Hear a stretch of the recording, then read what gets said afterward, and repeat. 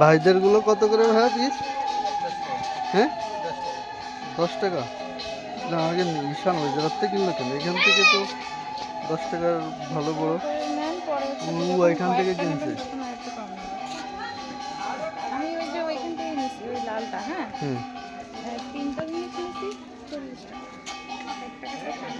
ও আচ্ছা আচ্ছা। যখন বেশি নেবেন কি লস হয়ে যায় রমজান করবে।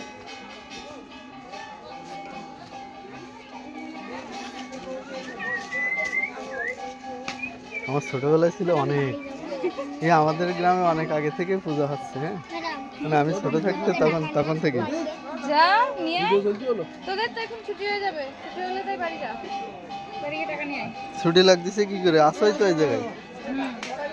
হেড স্যার বলছে স্যার ছুটি দেন, হেড স্যার বলছে যা মেলায় ঘুরে আয়।